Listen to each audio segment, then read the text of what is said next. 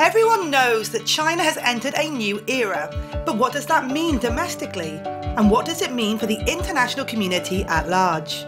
Behind me is a printing press which is producing a book that will be published in its millions and distributed across China and beyond. So what is life like in China? Where is it heading? Where does it see itself on the international stage? And how is it led? The answer to these questions and more are in this book.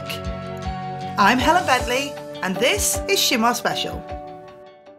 The second volume of Xi Jinping, The Governance of China, was released in Chinese and English in early November.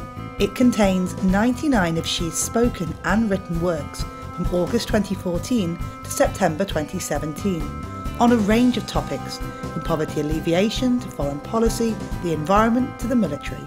For almost 100 years, the party has developed Marxism to suit Chinese conditions. The main task of the party is to achieve modernisation and national rejuvenation. President Xi has said on many occasions that without this theoretical grounding, the party would lose both its soul and its orientation, meaning these two great tasks would not be achievable. 我们中国现代化实践中面对的政治建设、经济建设、社会建设、文化建设以及生态文明建设各个方面中的问题，以及针对问题的解决性政策和方案，是新时代新征程，现代化推进社会主义现代化的一个战略性行动指南、行动纲领。 Xi Jinping has gained a reputation for being an outward-looking president. In fact, a quarter of this book is devoted to international affairs. One outstanding example of his inclusive foreign policy is the Belt and Road Initiative, a huge infrastructure and trade network that will link China with Central Asia, Europe and beyond. Robert Lawrence Kuhn is a political commentator, an author and a presenter who's been following China's development for decades. I can't imagine a better person to shed some light on China's emergence as a key player on the international stage.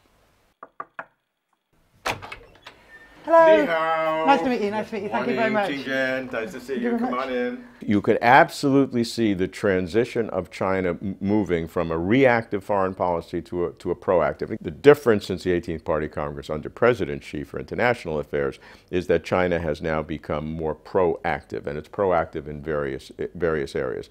Participation in international organizations. China has always done so, but now President Xi is beginning to help set the agenda. If you've listened to or read any of Xi Jinping's speeches, you'll be familiar with the phrase, the building of a community of shared future.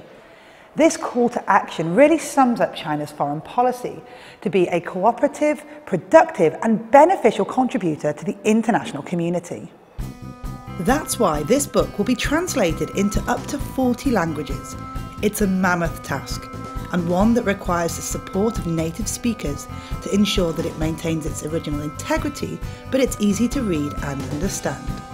When a Chinese leader comes up with their new idea, it matters to everybody in the party and in the wider society. So the terminology is actually very important. We could talk about thought on Chinese socialism in the new era, but I think that suggests a nuance in English. The new era is something that's being imposed on us. I think for a new era suggests that we are in control. China has something to teach the world, and it's important that we communicate that message and that it passes and is understood. Over the past 5 years, China has achieved incredible things. More than 60 million people have been lifted out of poverty, and now the majority of the population lives in modern, bustling cities. The transformation has been rapid, but the party and the people continue to adapt, and the ways and means by which they have done so are outlined in this book. I'm here at one of Beijing's most well-known bookstores, where some of those books that we saw rolling off the press earlier on have ended up. So who are the people that are buying this? And what inside this book is interesting people?